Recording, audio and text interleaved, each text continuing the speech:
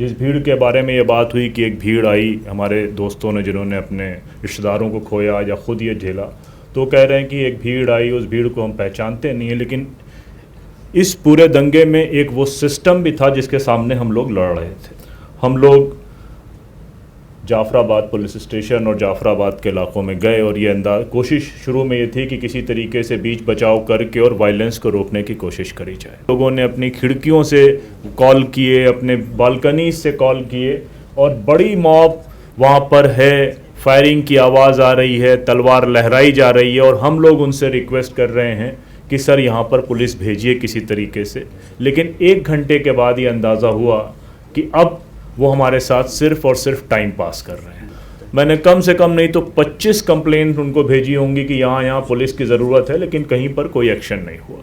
लेकिन ये पहला ऐसा दंगा था जहाँ सबसे ज़्यादा बुलेट का इस्तेमाल हुआ था। कोई भी टेस्टिमनीज़ देखें, किसी भी विटनेस से आप बात करेंगे वो बुलेट्स की बात करेगा। इसमें कोशिश ये करी गई कि जो एक सपोर्ट सिस्टम इन विक्टिम्स के साथ खड़ा है उसको किसी तरीके से क्रश किया जाए, चाहे वो अदालतों में हो, चाहे वो एक्टिविस्ट के ऊपर केसेस हो, ताकि कोई भी रिपीटिशन अगर हो तो जो लोग पहले खड़े हुए थे वो वापस दोबारा सामने नहीं नजर आए। गुरु तेग बहादुर हॉस्पिटल सबसे नियरेस्ट हॉस्पिटल था और उसमें बहुत ढेर सारे केसेस हमारे पास हैं जिनमें ओपन डिस्क्रिमिनेशन हुआ है मुस्लिम कम्युनिटी के पेशेंट्स के साथ।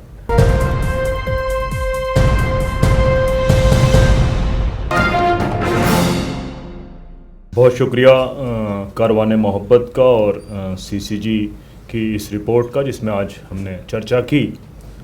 आज जब हम 5 साल बाद लगभग उसी तारीख़ में मौजूद हैं जब ये दिल्ली दंगे चल रहे थे, तो मैं सिर्फ इस रिपोर्ट के अलावा 2-3 बातें जो सीधे सीधे हमको ये नज़र आता है कि एक तरफ तो हम उन लोगों की बातें कर सकते हैं जिस भीड़ को हम पहचानते नहीं। जिस भीड़ के बारे में ये बात हुई कि एक भीड़ आई हमारे दोस्तों ने जिन्होंने अपने रिश्तेदारों को खोया या ख़ुद ये झेला, तो कह रहे हैं कि एक भीड़ आई, उस भीड़ को हम पहचानते नहीं हैं, लेकिन इस पूरे दंगे में एक वो सिस्टम भी था जिसके सामने हम लोग लड़ रहे थे। मुझे याद है कि जब 24 तारीख को जब दंगे शुरू हुए तो मेरे तमाम दोस्त जो इस हॉल में भी मौजूद हैं, हम लोग जाफराबाद पुलिस स्टेशन और जाफराबाद के इलाकों में गए और ये कोशिश शुरू में ये थी कि किसी तरीके से बीच बचाव करके और वायलेंस को रोकने की कोशिश करी जाए। लेकिन वहाँ पर वायलेंस नहीं रुका। फिर ये मालूम चला कि कुछ लोग जो है वो वहाँ पर वायलेंस होने के चांस हैं, भीड़ काफ़ी इकट्ठी हो गई है खुरेजी के इलाके में। तो खालिद सैफ़ी और अपूर्वानंद 24 तारीख की शाम में वो हम लोग कहीं और पर आए और ये दोनों लोग खुरेजी की भीड़ को मैनेज करने गए और वहाँ में जो रोड पे जाम था, बाकी चीज़ें थी वो खुलवाई और खालिद सैफ़ी अगले दिन अरेस्ट हो गए जो अभी 5 साल से जेल में UAPA के कानून पे है।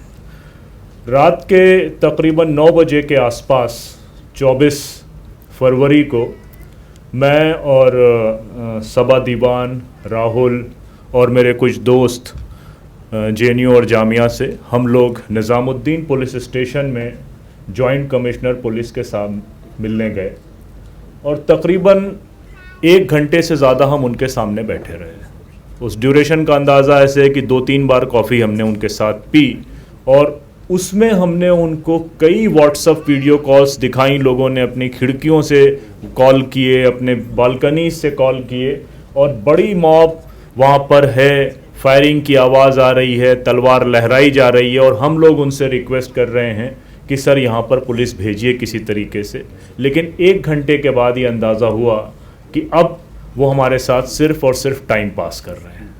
पुलिस कमिश्नर साहब ने मिलने से अपना उसी दिन शायद ट्रम्प का आना था शाम के 7 बजे के आसपास और हम ये 9 बजे के आसपास मिले थे।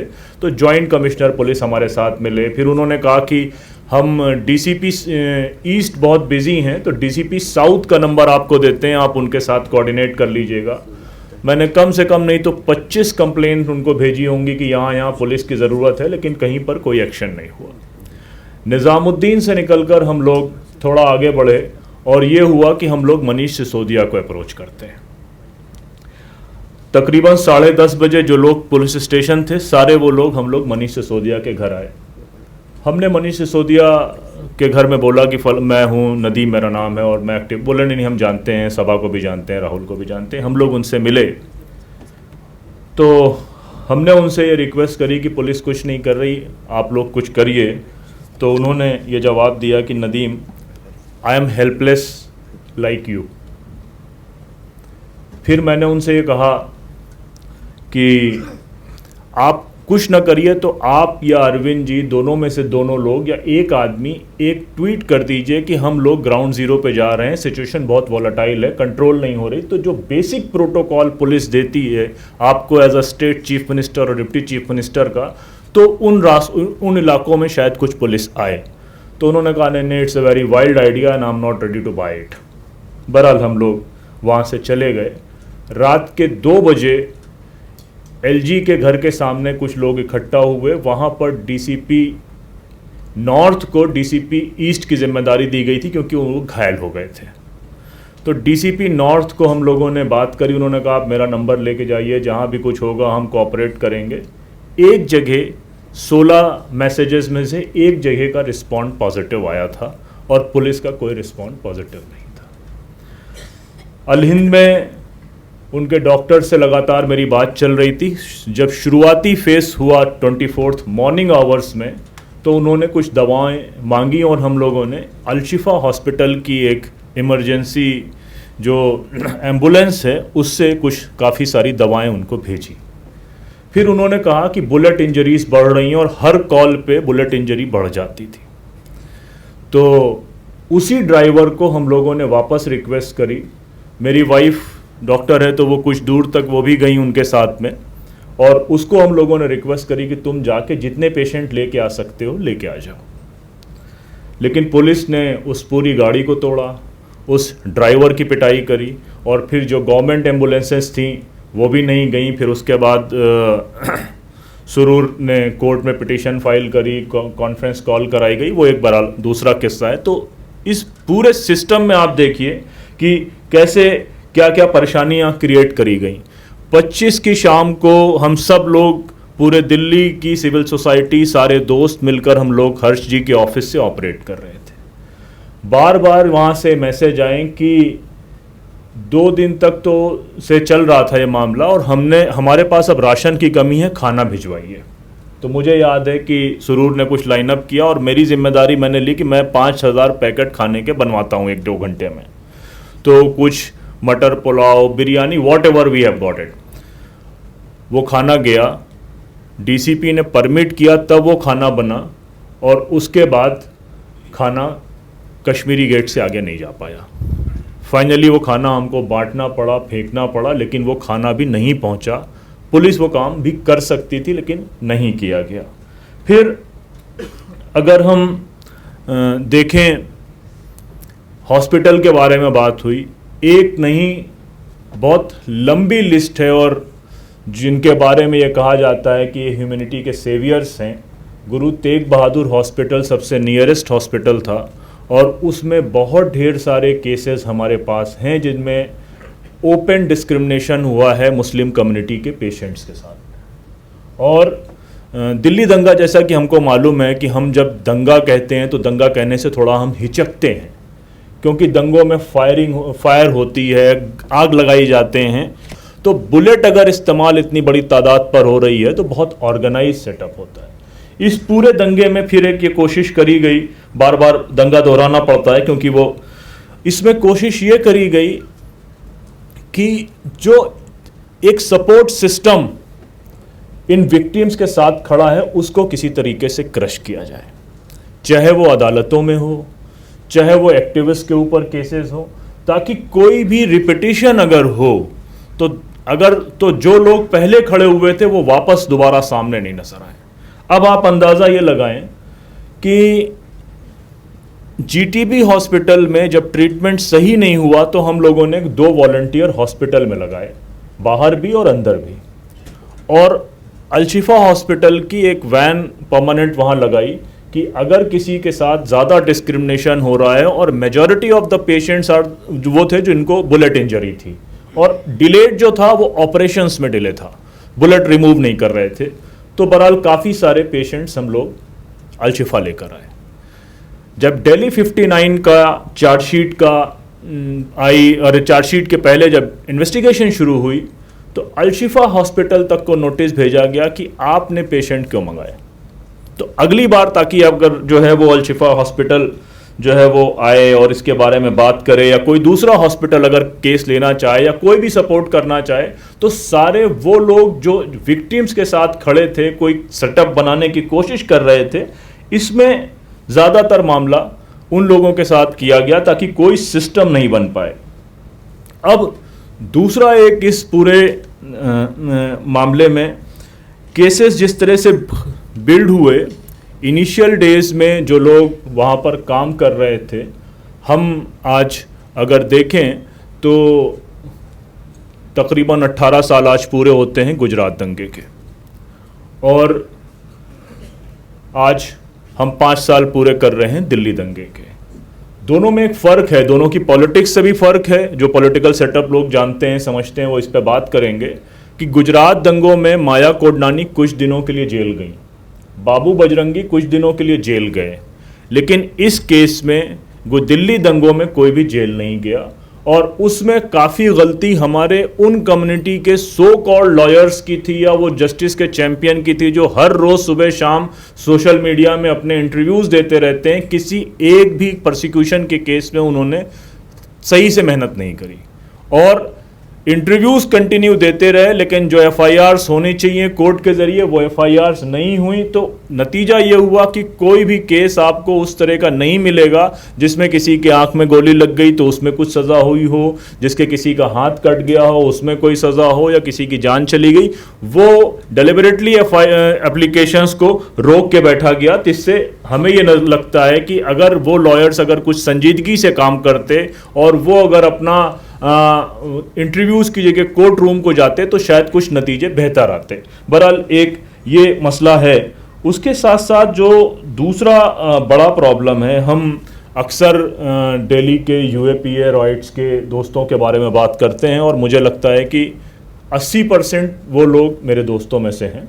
उमर हैं, खालिद सैफ़ी हैं, या अतहर हैं, गुलफिशा हैं, या जो लोग छूट गए, या सलीम खान, सलीम मुन्ना, दूसरे लोग जो इस केस में हैं, शादाब है।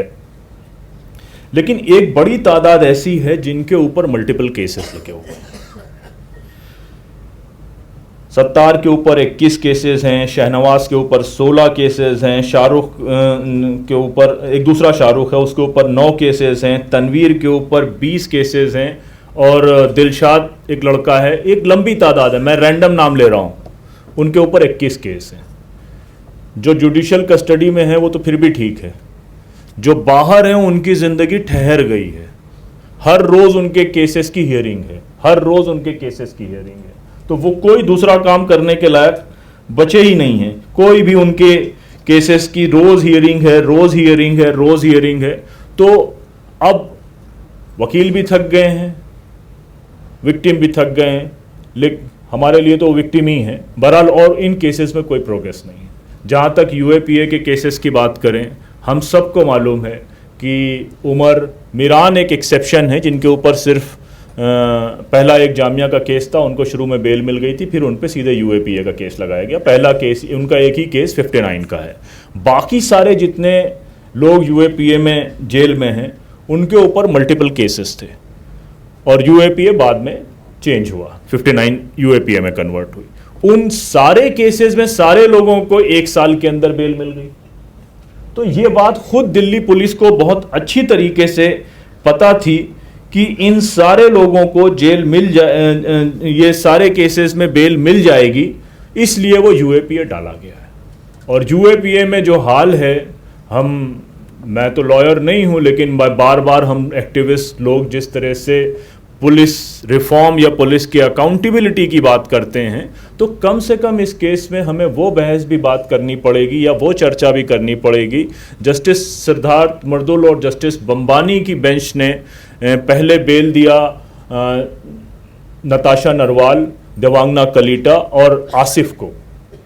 उसके बाद फिर उनके पास जब उमर की बेल आई तो उन्होंने सबसे पहला सवाल पहली हियरिंग में किया कि इनकलाब जिंदाबाद का नारा क्यों लगाया। बहरहाल उन्होंने 6 महीने लोगों की बेल हियरिंग सुनी और उसके बाद ऑर्डर रिजर्व किया। तकरीबन 1 साल ऑर्डर रिजर्व रहा और जस्टिस सिद्धार्थ मर्दुल जो हैं वो मणिपुर के चीफ जस्टिस बन गए। कोई बातचीत नहीं कि 1 साल आप ऑर्डर रिजर्व करके बैठे रहे। जस्टिस केत आए, उन्होंने सुनवाई करी इस पूरे यूएपीए में जो लोग जेल में हैं उनकी, और उसके बाद वो मध्य प्रदेश में ट्रांसफ़र हो गए और वहाँ पर उनसे किसी ने ये सवाल, मुझसे खुद ये बात खालिद सैफ़ी ने कही कि यार मुझे कैसे इंसाफ मिलेगा कि जो जज 1.5 साल तक हियरिंग कर 1 साल तक हियरिंग कर रहा है और 1 साल से 1.5 साल के बीच में ऑर्डर रिजर्व करके रखता है, और जब वो भोपाल जाता है तो उससे कोई जर्नलिस्ट सवाल करता है कि आपने खालिद सैफ़ी और इनका केस सुना था, तो वो कहते हैं मुझे याद नहीं आ रहा कि मैंने सुना था कि नहीं सुना था। अब ऐसे में हम क्या उम्मीद करें? और जहाँ तक पॉलिटिक्स की बात है या पूरे दिल्ली रॉयट के दिल्ली पुलिस के इन्वेस्टिगेशन की बात है, तो जो FIR 59 की जो चार्जशीट है, मैं भी इंट्रोगेट हुआ हूँ उसमें, को एक्यूज़ हूँ। तो बहरहाल तो उस चार्जशीट में एक जगह मेंशन होता है कि हमने कपिल मिश्रा को बुलाया और उनसे पूछताछ करी। तो कपिल मिश्रा से हमने पूछा कि क्या आप जाफराबाद मेट्रो स्टेशन में गए थे और आपने वहाँ पर लोगों को एड्रेस किया था? कपिल मिश्रा ने कहा हमने एड्रेस नहीं किया था, हमने कोई भी बात नहीं करी थी। जो आपने देखा और सुना होगा कि वो कह रहे थे कि जब ट्रंप यहाँ से चला जाएगा तो हम छोड़ेंगे नहीं। तो उन्होंने ये कहा कि जो है हमने कोई ऐसी बात नहीं करी और हमने कपिल मिश्रा को जाने दिया। अब पॉलिटिक्स इन पूरे 5 सालों में ये है कि इस दिल्ली के तहजीब और ज़बान, कल्चर और लैंग्वेज और कानून, इसको ठीक करने की जिम्मेदारी नई भाजपा सरकार ने कपिल मिश्रा को दी है। तो आने वाले दिन हमारे लिए इंसाफ की लड़ाई में कितने सख्त होंगे ये हमें अंदाज़ा होना चाहिए। बहरहाल दिल जो है वो नाउम्मीद नहीं है, नाकाम है, और हम ये उम्मीद करते हैं कि आज की इस मीटिंग की शुरुआत जब जॉन दयाल साहब ने ये कहा था कि सज्जन कुमार को 41 ईयर्स के बाद जेल भेजा गया लाइफ टर्म में और सरदारों को 41 साल के बाद इंसाफ मिला है, तो हम भी ये मान के चल रहे हैं कि ये लंबी है गम की शाम, लेकिन इंसाफ ज़रूर मिलेगा। और जब इंसाफ मिलेगा तो CCG की इस रिपोर्ट का और मदन लोकुर साहब का और पिल्ले साहब का, बनर्जी साहब का और उनकी पूरी टीम का, अशोक जी का, उस वक्त हम शुक्रिया अदा करेंगे। बहुत बहुत शुक्रिया।